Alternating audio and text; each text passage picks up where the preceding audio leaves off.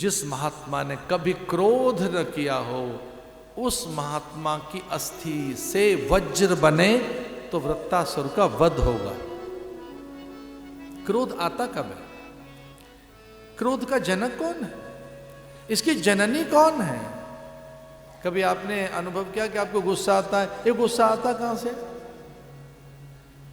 क्रोध आता है कामना की पूर्ति के अभाव में। कामनाएं कब खड़ी होती हैं? जो कि विषयों की पूर्ति करनी है।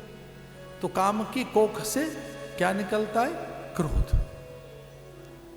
और ये आपके अज्ञान में बड़ा होता जाता है, बड़ा होता जाता है। थोड़ी साहित्यिक बात कहनी है मैंने। अगर क्रोध को शांत करना हो तो कामनाओं पर विराम चिन्ह लगाओ। तो जिसने अपनी कामनाओं को वशीभूत नहीं किया है, वो क्रोध को नियंत्रित नहीं कर सकता। और क्रोध अधम वृत्ति का नाम है। हे निंदनीय, अग्राह्य, अमान्य, अपूज्य, दाहक है, मारक है, विदारक है। ये विषैली है, ये बड़ा विषय। गुस्से में आप इसका वमन करते हैं, क्रोध में आप संभाल नहीं पा रहे अपने आप को, तो किस तरह से आप कैसे हो जाते हैं लाल पीले।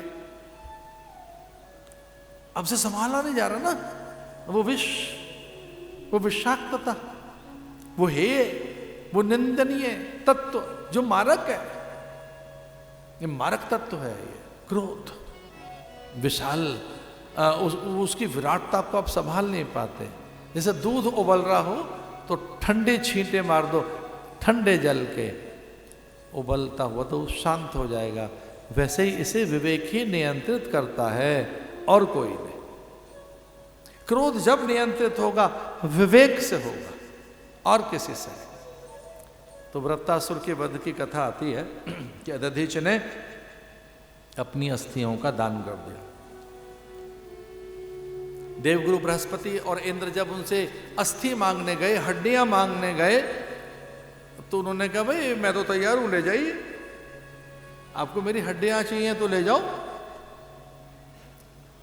तो उन्होंने कहा हमारा हड्डियां तो तब मिले जब मरे। तो बोले भाई मैं मरूं कैसे, ये भी बताइए। मैं अपने आप मरूंगा तो आत्महत्या कहलाई जाएगी और वो पाप लगेगा मुझे। भाई मैं मरूं इसका अर्थ है कि आत्महत्या कर रहा हूं मैं।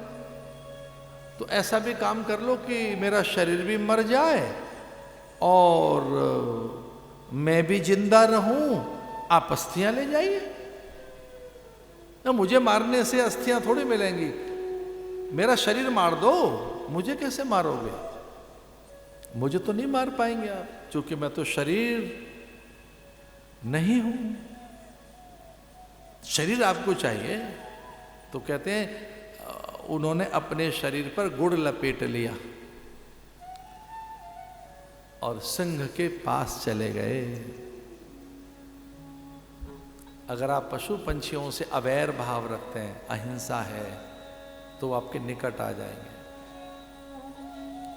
कोई इतनी बड़ी बात तो मैं नहीं कह रहा हूं, पर हमारे बंदर मेरे पास आसानी से आ जाते हैं, उनको कोई फिक्र नहीं है मेरे पास, एकदम आ जाते हैं। उनको पता है मेरी बॉडी लैंग्वेज से कि महात्मा अंगूर ही खिलाएगा, चांटे नहीं दिखाएगा।